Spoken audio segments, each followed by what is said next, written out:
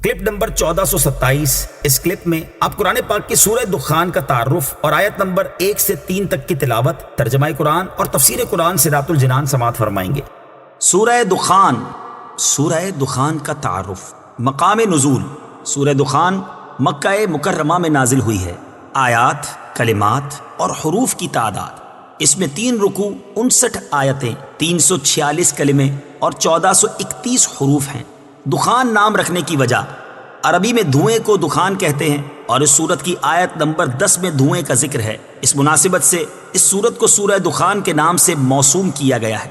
سورہ دخان کے فضائل: ترمذی شریف کی حدیث ہے، حضرت ابو ہریرہ رضی اللہ تعالیٰ عنہ سے روایت ہے، تاجدار رسالت صلی اللہ تعالی علیہ وآلہ وسلم نے ارشاد فرمایا، جس نے رات کے وقت سورہ حامیم دخان کی تلاوت کی تو وہ اس حال میں صبح کرے گا کہ اس کے لیے 70,000 فرشتے استغفار کر رہے ہوں گے۔ ترمذی شریف کی ایک اور حدیث ہے، حضرت ابو ہریرہ رضی اللہ تعالی عنہ سے روایت ہے، رسول کریم صلی اللہ تعالی علیہ وآلہ وسلم نے ارشاد فرمایا، جس نے جمعہ کی رات میں سورہ حامیم دخان پڑھی اسے بخش دیا جائے گا۔ حضرت ابو امامہ رضی اللہ تعالیٰ عنہ سے روایت ہے، حضور پر نور صلی اللہ تعالی علیہ وآلہ وسلم نے ارشاد فرمایا، جس نے جمعہ کی رات یا جمعہ کے دن میں سورہ حامیم دخان پڑھی تو اللہ تعالیٰ اس کے لیے جنت میں گھر بنائے گا۔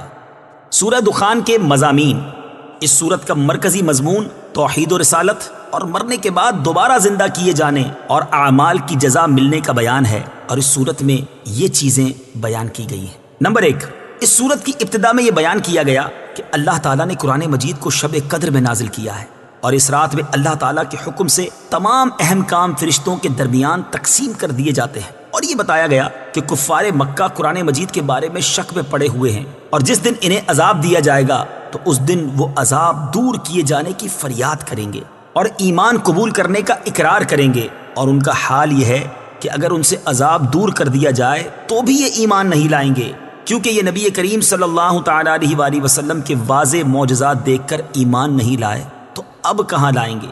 اور یہی حال ان سے پہلے کفار کا تھا کہ وہ بھی روشن نشانیاں دیکھنے کے باوجود اپنے کفر پر قائم رہے، اور اس کی مثال کے طور پر حضرت موسیٰ علیہ السلام اور فرعون کا واقعہ بیان کیا گیا۔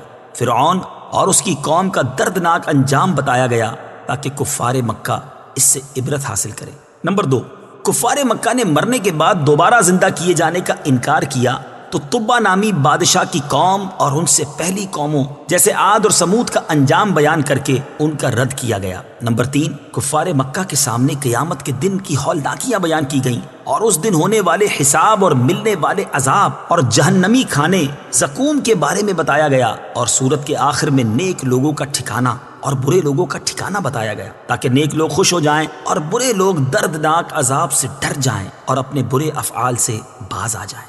سورہ زخرف کے ساتھ مناسبت: سورہ دخان کی اپنے سے ماں قبل سورت زخرف کے ساتھ ایک مناسبت یہ ہے کہ یہ دونوں سورتوں کے شروع میں قرآن مجید کی عظمت و شان بیان ہوئی ہے، اور دوسری مناسبت یہ ہے کہ سورہ زخرف کے آخر میں اس دن کا ذکر کیا گیا جس میں کفار مکہ کو عذاب دیے جانے کا وعدہ کیا گیا ہے، اور سورہ دخان میں اس دن کا وصف بیان ہوا ہے کہ اس دن آسمان ایک ظاہر دھواں لائے گا۔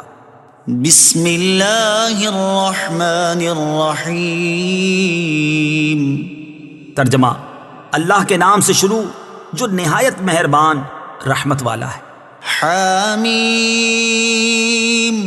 والکتاب المبین انا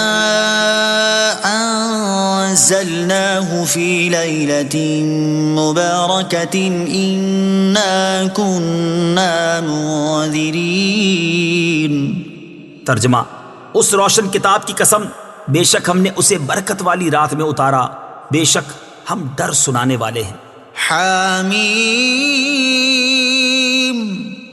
تفسیر صراط الجنان میں ہے، یہ حروف مقطعات میں سے ایک حرف ہے، اس کی مراد اللہ تعالیٰ ہی بہتر جانتا ہے۔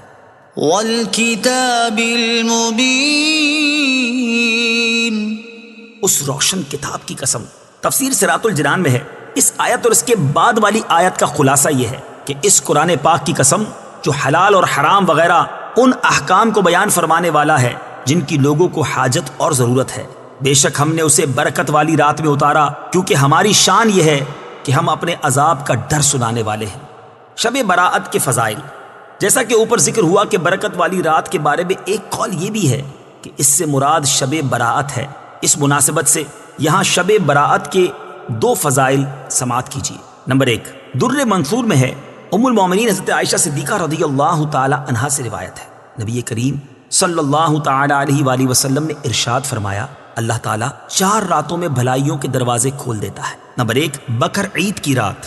نمبر 2، عید الفطر کی رات. نمبر 3، شعبان کی 15ویں رات کہ اس رات میں مرنے والوں کے نام اور لوگوں کا رزق اور اس سال حج کرنے والوں کے نام لکھے جاتے ہیں. نمبر 4، عرفہ کی رات اذان فجر تک. نمبر 2، حضرت عائشہ صدیقہ رضی اللہ تعالی عنہا سے روایت ہے، نبی کریم صلی اللہ تعالی علیہ وآلہ وسلم نے ارشاد فرمایا، میرے پاس جبرائیل آئے اور کہا یہ شعبان کی 15ویں رات ہے، اس میں اللہ تعالیٰ جہنم سے اتنے لوگوں کو آزاد فرماتا ہے جتنے بنی کلب کی بکریوں کے بال ہیں، مگر کافر اور عداوت والے اور رشتہ کاٹنے والے اور تکبر کی وجہ سے کپڑا لٹکانے والے اور والدین کی نافرمانی کرنے والے اور شراب کے عادی کی طرف نظر رحمت نہیں فرماتا. ویڈیو دیکھنے کا شکریہ. اگر آپ چینل پر نئے ہیں تو سبسکرائب کر لیں اور ساتھ ہی ساتھ بیل آئیکن پر بھی کلک کر دیں تاکہ یوٹیوب ہماری ہر ویڈیو کا نوٹیفیکیشن سب سے پہلے آپ کو بھیج دے. جزاک اللہ.